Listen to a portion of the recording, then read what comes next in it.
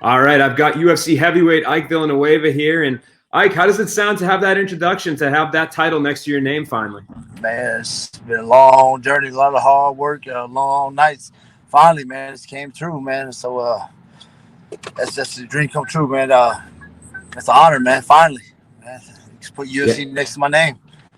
Yeah, man. Like you said, it's a long time coming. You've been a pro since 2008, and we'll dive into that and talk about your career coming to this point. But first, let's talk about when this news got to you, because we saw Dana White on ESPN, and he said, "I'm announcing the whole fight card for the May 13th and May 16th events," and you weren't on it. And later on that night, we get news that you were an extra fight that was added against Chase Sherman. So, from your perspective, when did you get word of this? And I guess what was your reaction to this whole thing going down? Man, my management, my management, my coach, they found out about 3:30 Friday p.m. I didn't find out until I got off work. They didn't bother me while I was at work till about 4:30. I'm leaving work, man. It's a long day. Get in my car, take my work boots off, and Jason House, my man, our radio sports agency, he video calls me. I'm like, man, this bro, he never video calls me, man. He's butt dialing me. And I was like, man, it's always a text message, phone call. And when I picked up, he goes, we did it. We're in it. He goes, UFC May 13th. And funny thing is, I didn't know I was fighting Chase till about an hour later.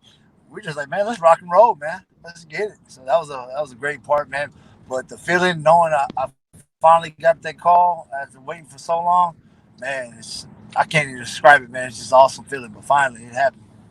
Yeah, and you talk about the long career you had to get here. A lot of guys I talk to, they say, "Hey, I've been doing this for 10 years. I've been doing this for 5 years, and it's been a long time coming." But for you, you've been a pro for 12 years. So I guess talk to me about that, the ups and downs. I mean, was there ever any doubt in your mind that you'd get to this point?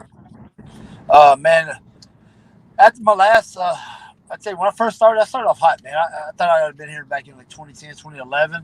When I first got rolling, took some losses. I went through a lot of tough time. Went through divorce. Back then, I lost my father, and I took 3 years off as a fight game back in 2012.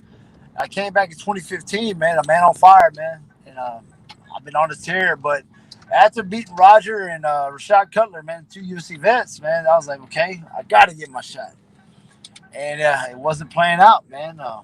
So I was doubting myself, but my wife said, maybe be patient, it will happen.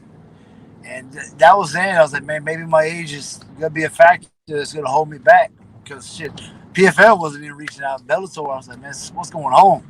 But my management, like, bro, we're working on it, man. We want the UFC. We don't want these other guys. We're trying for the UFC. And I put my trust in Jason House, and man, that dude's a badass, man. He made it happen.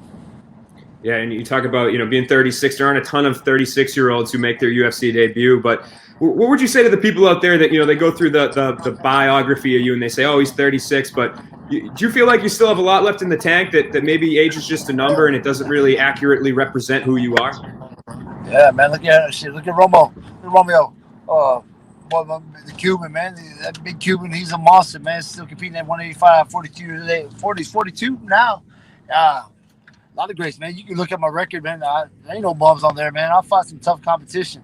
And I'm just, you don't know me, man. Look at my last two fights I did, Roger and Rashad, man. Those are well-named guys. Roger, well-known black belt, and Rashad Cutler's tough as nails, man. He's tough, man. Texas boy.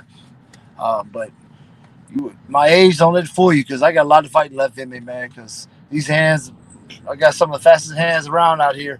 I'm excited to show the world who the Hurricane is, man. May 13th, they'll find out, and I look forward to it, man. Yeah, and when I was setting this interview up, I talked to your management, and I kind of said, I'm familiar with Ike. I've seen some of his fights, but do you guys have any little details about him or anything that I could bring up during the interview? And they said he's one of the more relatable guys that you could meet, that he was a blue-collar worker. So fighting obviously is not your only thing going. What else do you do like during the day? What's your day job? Yeah, I'm a CNC machinist for Hunting Energy Services. I've been machining all my life. Something my dad taught me at a young age. I followed my dad's footsteps out of my family, man. My dad was a machinist for many years. And my dad's my hero, man. So I followed my dad's steps. My dad started boxing. I wanted to box. He showed me at a young age. But, boxing, I played football as a bigger guy, so I stuck with football, and he was okay with that. Then I got MMA, and my dad just loved fighting, man. So that's what I pushed for. And my day job is a machinist. Hunting Energy Services, that's my family away from fighting, and they're my biggest support system. I'm very thankful to have them in my life and thankful for them to support me while I do this. Yeah, that's great, man. And let's talk about the fight a little bit itself. Chase Sherman, was he a guy that you were familiar with at all? He was obviously kind of popular during his first UFC stint. He had a big social media following, got some, he got some popularity through that. But did you know who he was when his name crossed your plate? Yeah, because I seen him and Rashad Cutler fight, man. I seen that. I was okay. I said, this guy, and then he fought Ledet. I remember when Ledet fought him, Justin Ledet. I mean, me and Ledet had a war. I think I was up on that fight, man. I wasn't in the greatest shape when I fought Ledet, but I took it to him, and I got caught. I got armbar in the last round, but man, he's well known. Like I said, he's man. He gets my respect, but I'm excited to finally give an opportunity against a guy like him, man. Show it, but from what I hear and what I see, he's tough. He's like, man, you got to break him. So I look forward to getting that opportunity May 13th. My last question for you. They say first impressions are important. What kind of first impression do you think you'll make when you picture it in your head? What do you see going down in this fight? Man, you got to imagine the walkout. You know, everyone says it's a walkout when you come out to the UFC. So obviously the fans are gone, so you ain't got to worry about them jitters. You get the Bruce Buffer and they announce your name. That's the big, all right, it's here. It's go time. But my impression I'm going to leave on the world is, man, this guy is 36 years old, blue collar. It's a true story. One day they'll write my book, man, because what I'm going to show on May 13th is everything, man. I'm letting it all hang out there. It's kill, be killed. And you'll remember my name after this fight, man. All right, Ike. Well, congrats on getting to the UFC. Good luck in this fight, and really appreciate you taking the time out to chat today, man. Hey, man, thank you, brother, man. You have a good one. You too.